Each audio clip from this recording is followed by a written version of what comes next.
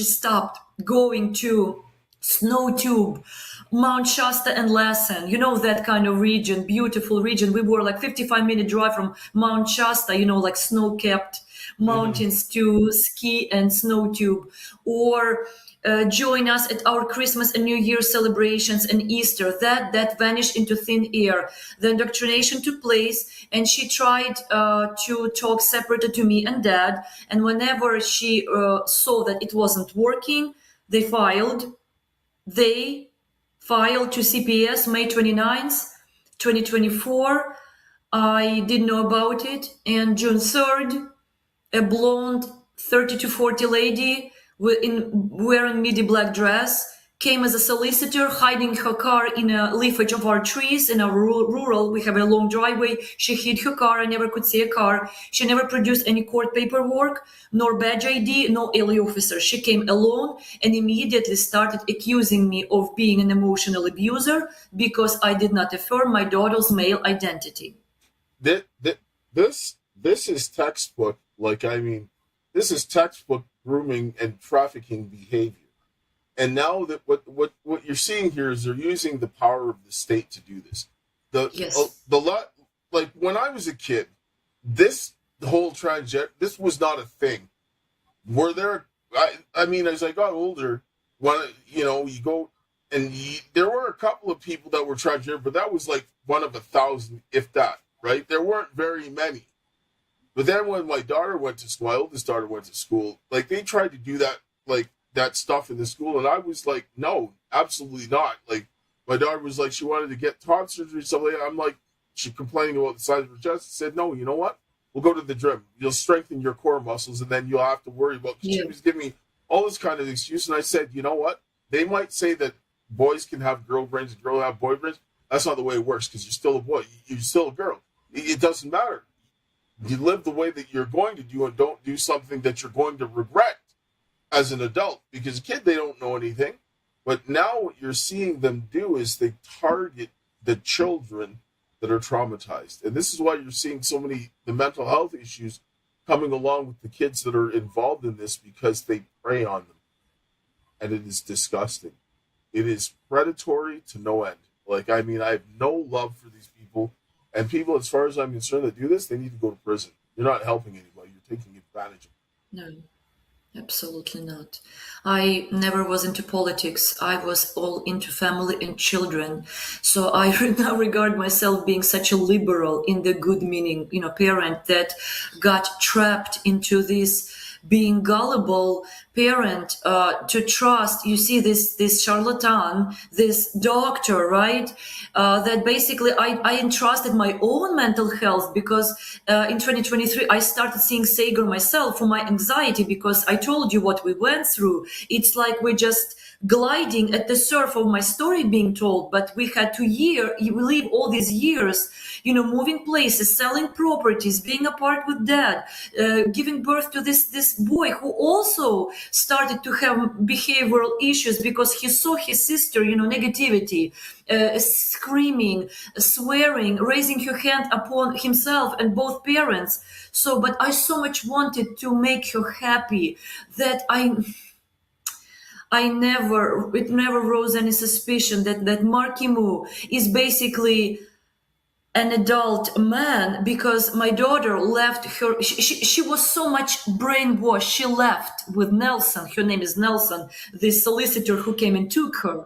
She left barefoot. She left her electronics unlocked. She did not even expect them to arrive so soon, that she did not even finish her packing, trash bags with her stuff. She had birds with finches and a cage. So she left to join Nelson because my husband said he did the talking.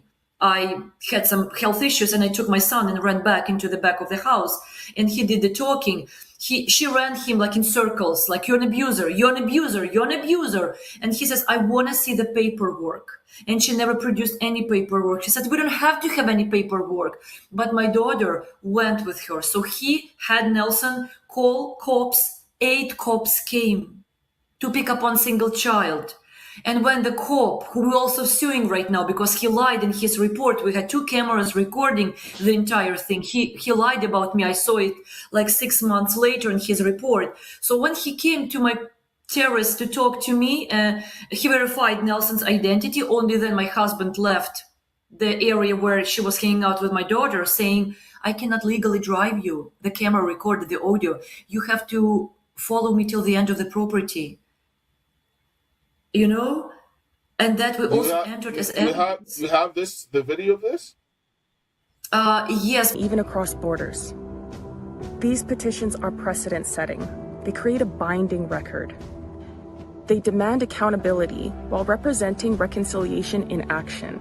Indigenous and non-Indigenous people working side by side to preserve liberty for all.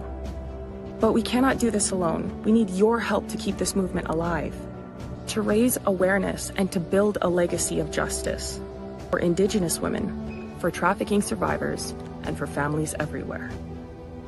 Thank you. Please stand with us. Your support makes this work possible. Together we can restore justice, heal families, and defend freedom. And I will close with my favorite quote. The greatest want of the world is the want of men. Men who cannot be bought or sold. Men who in their inmost souls are true and honest. Men who do not fear to call sin by its right name. Men whose conscience is as true to duty as the needle to the pole. And men who will stand for the right, though the heavens may fall. Thank you.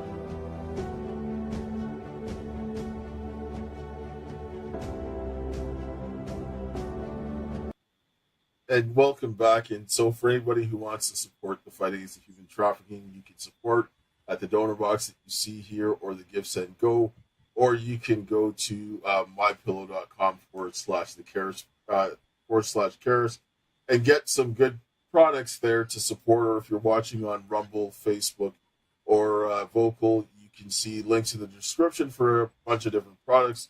We're out here trying to deal with these criminals ruling over us, and at the end of the day, something needs to give. Sorry, so coming back to what you were saying, changing a name is, again, a sign of trafficking. Traffickers will then change the identities of the person. They will change their clothes, change their name. They will create some type of secrecy between them, and pull that relationship, divide and put a wedge between the parents who want to protect them, or the protection that they have, to isolate them so that they can have their way with them. This is textbook tactics. There's a guy named Alvin Louis. He does Courage as a Habit. And he did a thing where he calls it transgender trafficking. I can send these. Yes. He shows you how the same things they use with this trans ideology is the same thing that child sex traffickers use to groom their children. And this is what playbook. Yes. And their tax dollars are spending something that Title 18 prohibits, because this is part of the trafficking. And here in Canada, we call it facilitating the sexual and financial exploitation. That's exploitation. Yeah. There's just no other word for it. But now this is okay? This is a crime. Literally.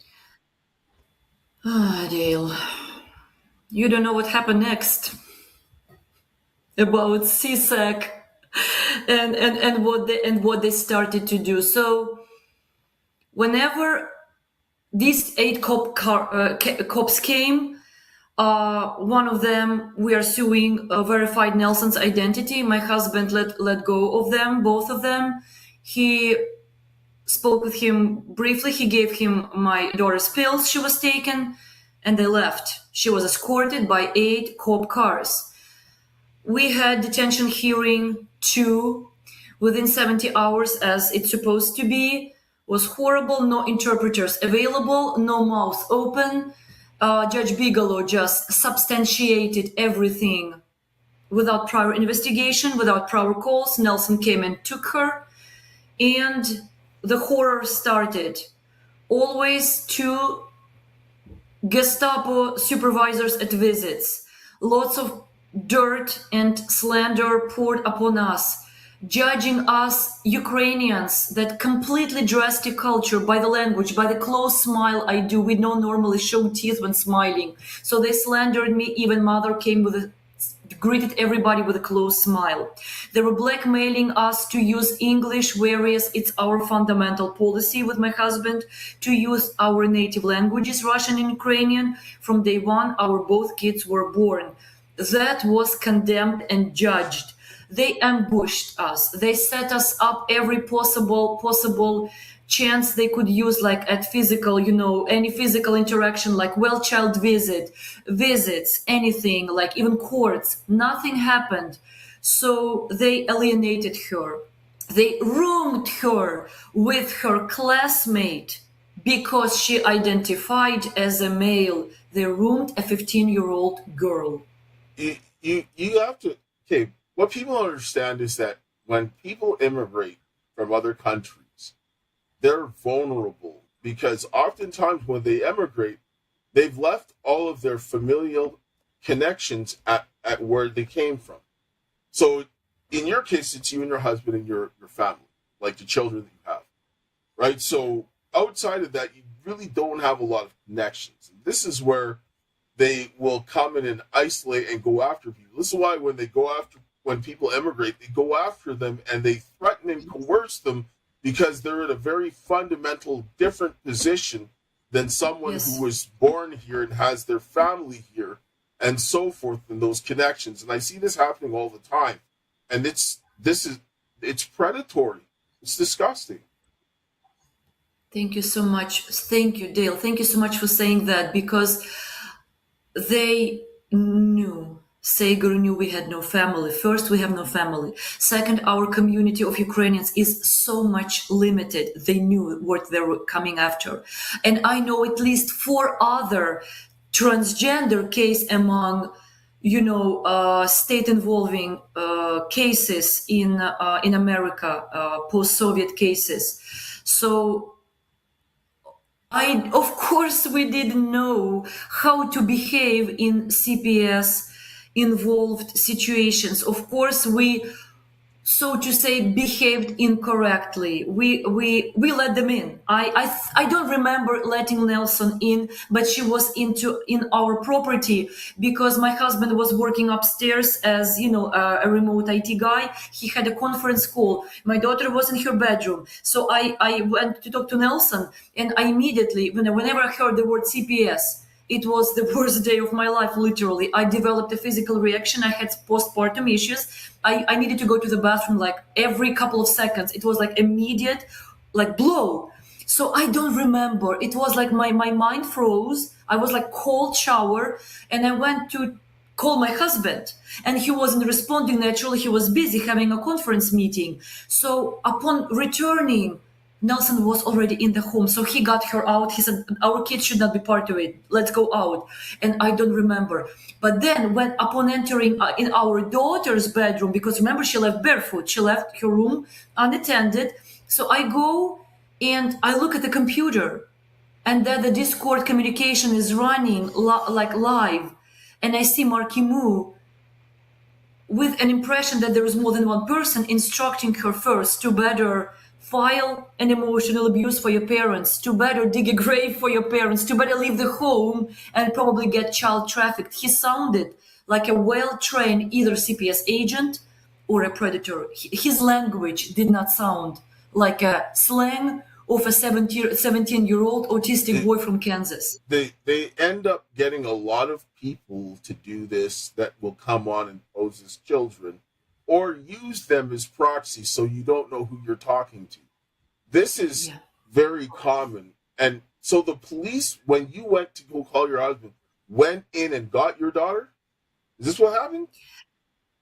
So Nelson tried to get her without police as a solicitor. My husband said, no, call 911, call the goddamn cops. She returned to her car. At that point, chronologically, my daughter leaves barefoot. I go to her bedroom and check on what's going on. I see this. So your daughter left by herself? She left by herself. She's a tall girl, 5'7" or 5'8", taller than me. I cannot apply force, right? And it's CPS. They would blame me, even they would simply throw me to jail, right? And that's what we wanted to avoid by all means. We have an 8-year-old. She had homicidal and suicidal ideations at the age of 10 and 11. Remember, she was hospitalized. Dale, do you know what I also saw on the Discord? She talks to this Marky Moo when Nelson just arrived. And she says, I have the urge to either hurt myself or my parents, but then they are right about me. When I saw this, I was not yelling, but I was sobbing, I was crying, I had this deja vu, I was emotional, and I was exclaiming, I have to let her go take the child. She's not safe. I cannot risk my 7-year-old. And then I just acted like a Ukrainian, even using Ukrainian and Russian syntax, speaking in English, but using in stress, I speak fast, I speak Right. using Russian syntax. We don't have present perfect continuous. We don't have present continuous. We don't have past perfect. We have present, future, and Yes. and past. That's simple. I, So I know a little bit of Russian. My daughter, yeah, she's much better with languages than me, but I understand yeah. it's very fundamentally different than English.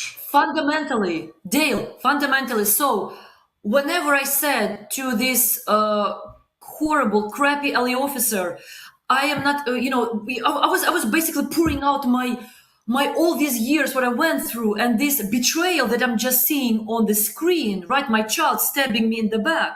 Yes. And with Sager's help, I trusted my child and I never abandoned my child. I protected my child and I trusted Sager, right? I trusted my own health and her health. And I see this stabbing and this wound is just bleeding. So as a natural Ukrainian, you'll be able to see it on my Substack.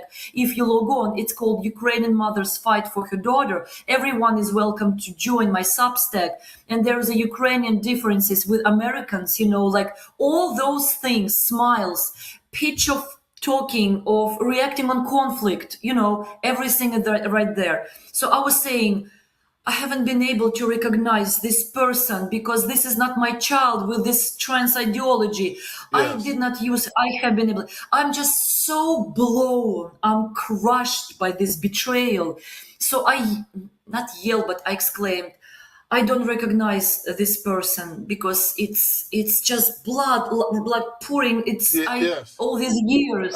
I grew up where I grew up in Winnipeg. There was a lot of Ukrainian people around so I'm very familiar with Ukrainian culture from growing up around. And you saw Zelensky. Well, I condemn Zelensky in Oval Office how he behaved, but you saw the directness, Yes. the straightforwardness. Yes. We are blunt at times, but we are Yes. not aggressive or Yes. violent. Yeah, Emotional. and my brother-in-law, one of my brother-in-laws, he's Polish as well. So I understand that the from that Eastern European how European, yes. how they are Yes. and so forth, which is very different than the way people are over here in that way. So Emotional validation, it's absent. The phrase I'm sorry is absent. We don't use it. We validate things in a different way because history of wars, right, of survival, including right now, it doesn't enable you to validate your feelings when you're running from one bomb shelter to another. You know what I mean? Yes. When sirens yell and ballistics is, you don't have to say, honey, I'm sorry, you got upset or something. And of course, these rascals, these pack of wolves, they just put their tentacles on us. They use this as a hook. They condemned us the way we reacted, the way we let her go, the way we spoke, the way we smiled, the way, everything is used against us because they have nothing else. Yes, and they also provoke you to try to get a Yes. certain response. Because Yes. the worst thing that you can do to a parent is to go after their children. Like, you're better off killing a parent than to harm their child and leave them without any way of protecting their children, because we're not wired that way. Like, if a child dies, no parent should go through that. If you're torturing a person, their children, it drives them nuts. There's nothing worse.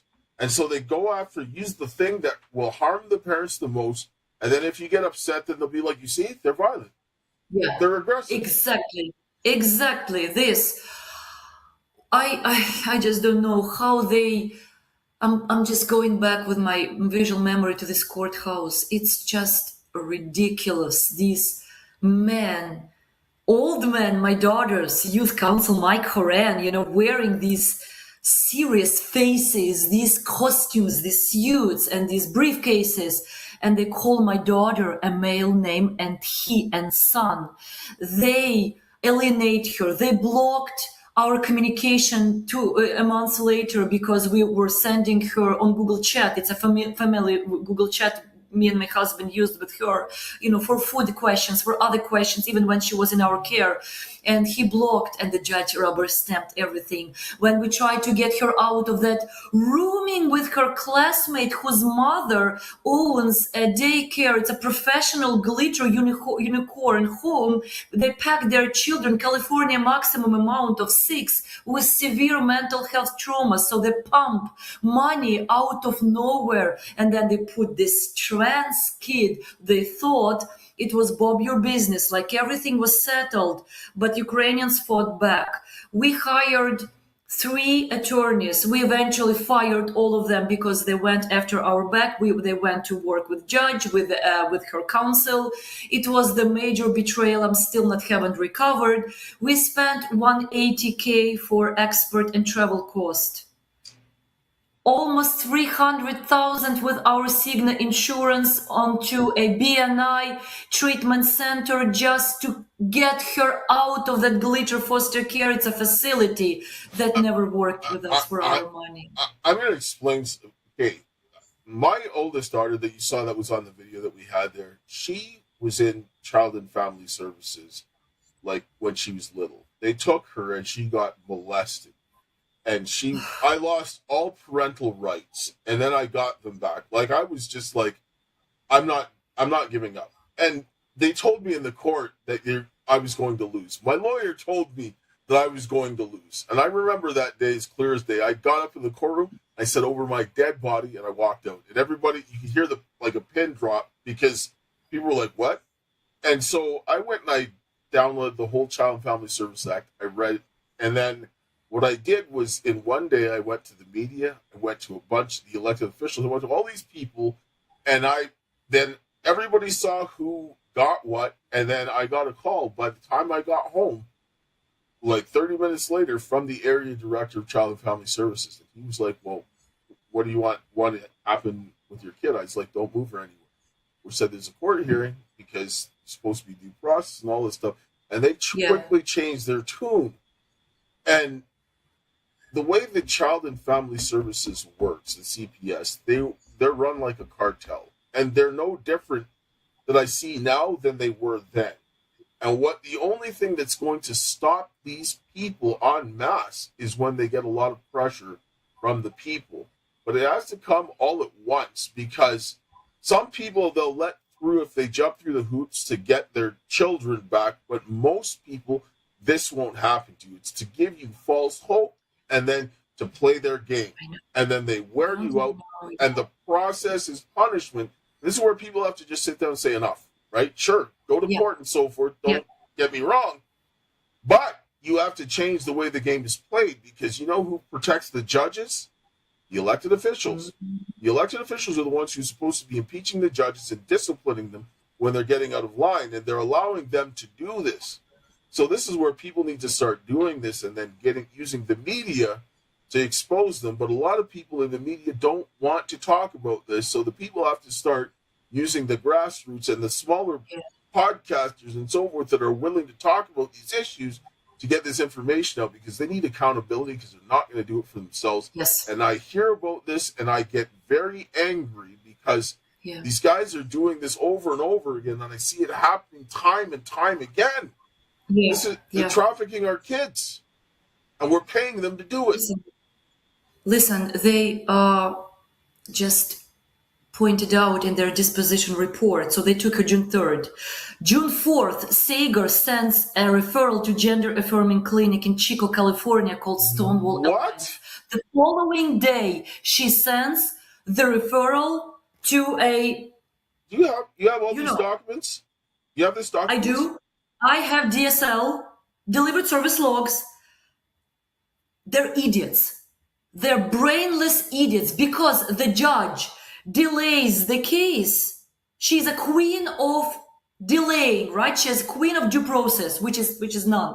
But in this case, it got so delayed that I received delivered service logs from June in December when I started to testify, okay? I started to open up our mouths 6 months later, but I found out that Sager sent a referral through CPS logs. I'm able to send them to you. Actually, they're on my Facebook. I just redacted the names. So all paperwork is basically on my Facebook, and you are my friend. So you're welcome to check them out.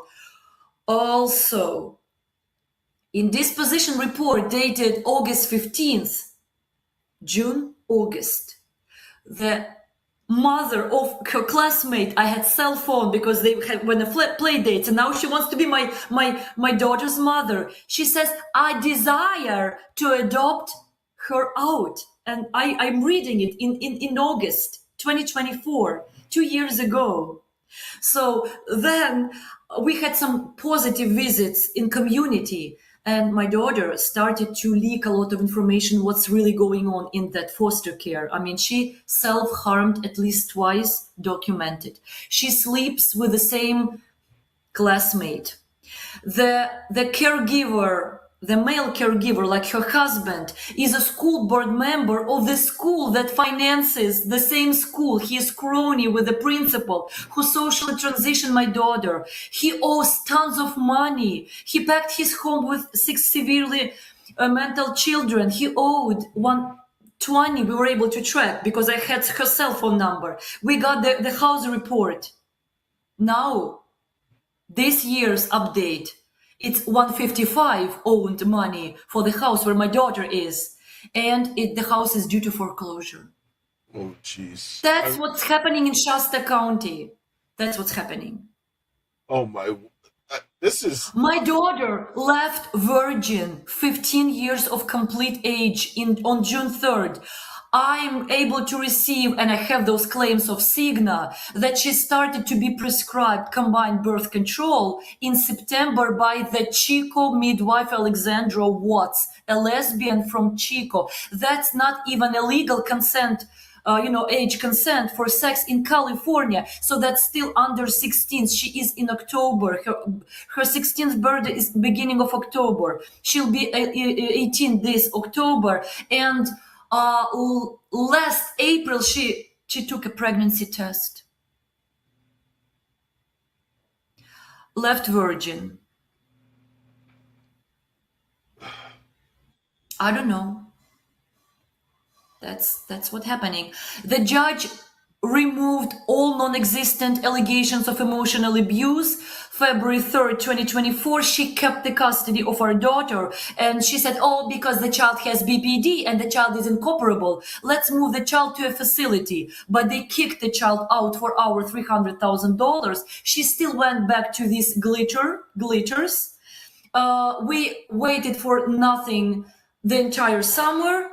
In the summer, Judge Bigelow, the end of summer, she verbally rules on home maintenance. She did not dismiss the case. She ruled on home maintenance with CPS oversight after all that I testified for 15 hours, and she basically removed everything. We are in CACI, Children's Register Abuse Index. All this time, substantiated in California. what? I cannot give birth to another child because it is gonna be snatched by CPS. I cannot work with children. My husband won't be able to take security test. Nelson immediately sent us to DOJ being abusers. We are on the list of abusers. It's called CACI. It's also on my Substack. CACI is a Hall of Fame. Doing nothing. Just doing nothing with no investigation, no prior calls, no interviews. Nelson came and took my daughter June 3rd. She sent us June 11th. I will send you an email of that. And that's also on my Substack and on my Facebook. She sent me restricted delivery 3 days before my ability to request a grievance hearing was expired. The letter was wandering around the state or around the country. I have no idea for how long. I rush to overnight. They're requesting the grievance hearing for $65 just before the Independence Day.